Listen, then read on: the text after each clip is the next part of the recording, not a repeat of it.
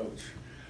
Really, obviously, a really good team in SMU, and they kept battling, and but really happy for our guys and how we played. We wanted to do a couple things. We wanted to out-rebound them. We did that by 7. We wanted to keep them off the offensive glass. They got 11. I think a lot of them came at the end, too, as they kept going, kept battling. And guard the 3, which we did for a pretty good number, and we've been doing it all year long. I should say last 6, 7 games. And then we wanted to keep them off the free throw line. I don't know that we did a great job of that, but they were going at the end, and we were going. They were trying to. They did a good job of lengthening the game, but certainly a good win for us. They just beat SC, obviously, and they're a very good team, and so we did some good things. I'm excited about our guys. I love their bench. Amity and Kawat were huge for us. Obviously, Alex couldn't play. I thought Sean gave us good minutes, and RJ gave us good minutes. So they were limited minutes, but they were good. They were solid, and we did a good job without Alex for us, who's probably our best defensive guard. So I was very concerned about being without him.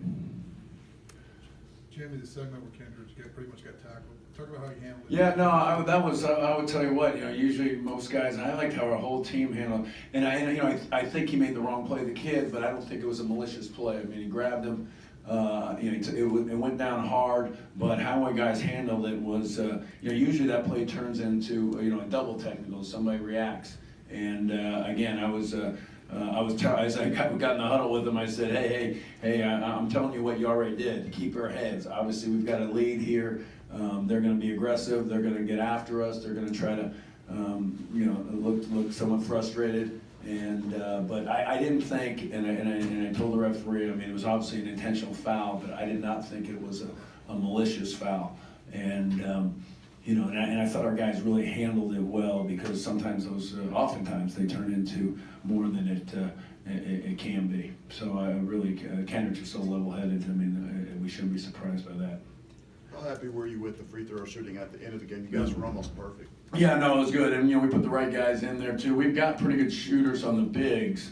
So it's interesting. We can kind of, we got Vlad, we got Amity, but then we went with the smalls more for defensive purposes when I talk about Kawat and JD. So they did a good job. The turnovers down the stretch were disappointing. But, you're going to have some. It's going to get physical. It's they're battling, and we could have done a better job of that, and we'll work on it. But we're still growing, we're still learning, and we got to learn how to handle certain situations like that. But we really handled the intentional foul really well, and showed a lot of maturity in that area. But Kawat, JD, Jalen, it was really good to see knocking down free throws.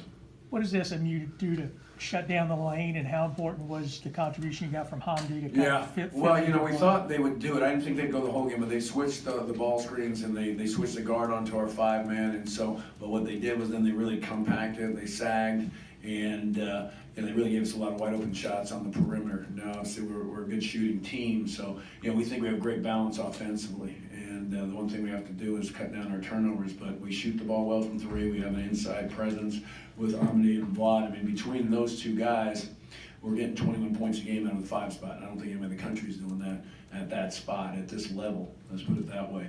So we've recognized that we're going to be double teamed inside. We adjusted the last couple of weeks on how we're going to attack it, and it's been good for us. So I don't think our guys were excited about it first. As it's gone on, they've seen that it's been very successful. Something we've done back at Pitt, where we had Dwan Blair and Aaron Gray, NBA big guys that scored. And so, we're kind of have that in Vlad and Ami with 2 of them, and it's unique. So we have to play through that, and we did. But what they did is put 5 guys in the paint, and the main thing was to take good open threes, not dribble threes, but kick out threes, inside out threes, skip past threes. We got a few of those. Big picture wise, it's been a while since TCU's beaten SMU. I don't even know what it is. We lost last year. 5. Yeah, it's been it's 5 in a row going back to before you were here. I'll take blame for 1. Is it good? Like, if you guys keep playing, I mean, to kind of have this Metroplex rivalry and. I guess, I mean, we scrimmage UTA, we scrimmage at North Texas, I mean, it is, I mean, we got so many, we only have so many games, and, we plan on being good, so, teams are gonna wanna play us, and, the local teams, so I would anticipate they would wanna play us, but, we play with the schedule. We have 13 games scheduled, we gotta do an exempted, we gotta have home games, so there's a lot of things that come into play. Jimmy, I guess you're going home, first time you've coached the game there, is that Yeah, Steve, Sean pointed that out, I mean, I didn't even know, I don't know what home is anymore, but, this feels pretty good, but, yeah, I know, I was thinking about, I think Steve brought up, I mean, I got to coach in the Garden, and win the NIT, which was special for our family. We got the Maggie Dixon Classic tomorrow that TCU's playing down at A&M, so the Garden is special to us. I didn't even know how many games we had played there till we went last year, but and then going back to LA, which I've never done, and then obviously all the games I've been here in Fort Worth, which it's been a long time, but it's starting to click in now. But yeah, LA, never been there. We did play in the Bay Area, San Jose in the NCAA tournament, but we never got to LA. We always seemed to be put in the West Coast, Western Regional, but it was Boise. It was Boise a couple times. It was Utah, Salt Lake. We always seemed to be in the regional, but we never got to LA. So San Jose was the closest I've been. With SMU and Nevada, did you approach this as a pretty big week? Oh yeah, I mean, it's interesting how our schedule. I don't know if it's totally planned, but it's gradually built up, and Belmont's a good team, and St. Bonaventure, the tournament in New Mexico, but I don't know that we planned it that way, but it's certainly how it's happened. So I mean, SMU, I don't know what their RPI is. I know they're borderline top 25 team. They just beat SC. They've beaten Arizona. They've got some tough losses in northern Iowa and western Kentucky. I watched that one. I know they wish they could have had that one back. So it was, and it was big for us, and it was great. Our crowd, I thought, our crowd is getting there. It's talking about new things, new traditions, and I think, we've got the students were tremendous. They were there early, and we're just trying to, create a lot of new things, and atmosphere, and it's got to be key, and that's what we have to do. But it's a start for us, and we'll continue to build on it. But in Nevada, we knew actually the game on Nevada, as far as we wanted to play a single game, neutral game against the best team we could find, Power 5, best team. You got to have somebody else to play you. Obviously, what was that one throughout the year, we were going to play a couple, other teams pulled out, and then so we got the team that no one else wants to play, and it's Nevada. Generally teams don't want to play that mid-major that's really good, really old, and so we got them. So, we put our name out. We'll play whoever we'll play anybody over there in LA, and any Power 5 team, except the California team. If the California team plays us, we got to have them come back to our place, play in the arena, the new arena, or whatever we can do. But that was the team we came up with in Nevada. They came up, and obviously, as I was just saying, the Hall of Fame put that together. The college basketball, or the basketball Hall of Fame put that together. They've got 4 ranked teams in it. Who has a tournament with 4 ranked teams of the 6? So you've got SC, who is ranked, us ranked, Nevada ranked, Arizona State's ranked, and then you got Oklahoma and who am I missing there? St. John's, who are borderline being ranked. So you're talking about 6 really good teams. That maybe a few might be a bit of a surprise, but I think everybody kind of anticipated us being pretty good. Nevada lost at Tech tonight. Yeah, I heard that. I don't know what the score was, but Overtime. Yeah, I was texting with Coach Beard today. He texted me wishing me luck, and I was wishing him luck. So at Tech, so it was. I know Tech's very good, and to beat Nevada, they must be really good. They had scrimmaged Mississippi State this year, and Ben had told me how good they were. So well aware.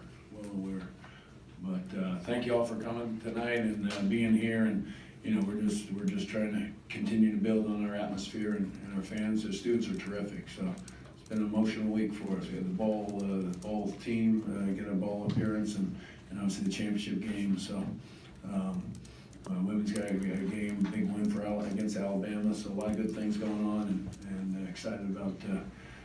Women's got volleyball tomorrow, so we got a lot of good things going on. But I think we're gonna have a good group out there in LA too. I mean, it sounds like people are gonna go, and then we got a lot of alumni out that way, a lot of families that have kids that go here. So we're gonna have a pretty good turnout in LA. It sounds like.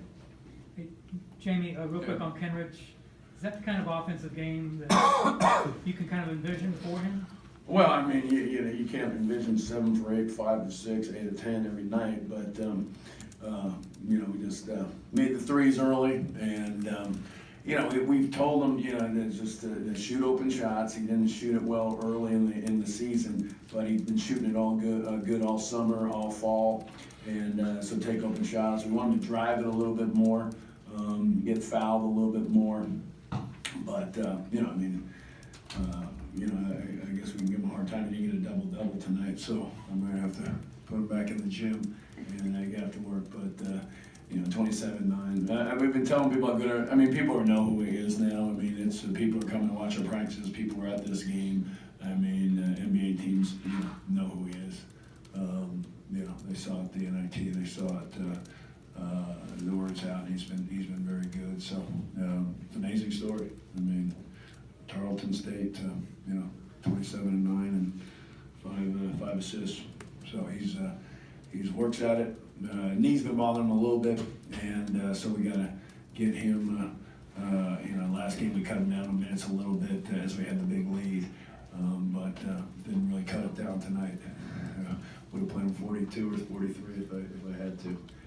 But then Alex will I think he'll be. I would anticipate him being ready to go, but we'll see how it feels. I mean, he turned it pretty bad on what was that, Friday night, Saturday night, and so we'll see where he is today. I got a feeling yesterday that he just wasn't going to be able to go, so we knew by today at walkthrough that he wasn't going to be able to go. So he turned it pretty bad. So hopefully we can have him back for Friday. How do you think Jalen? Last question. How do you think Jalen Fisher and the rest of your team handled SMU's sort of pressure that they were applying? Yeah, I mean, I think we handled it. We had a couple early, which was hurt us. Then we kind of attacked as the game went on and hurt them, I thought. And then at the end, really it was more a run and jump desperation type thing that they normally don't do. But when you're down 10, 11, 12, you're going to try some things. We could have handled it better. Obviously, we had some turnovers. But the main thing was to continue the lead and win by 12 or 11, whatever it turned out to be. So, yeah, we could have done a better job, but your teams, it becomes a different game when the score's like that and desperation sets in. Thanks, Coach. All right, guys.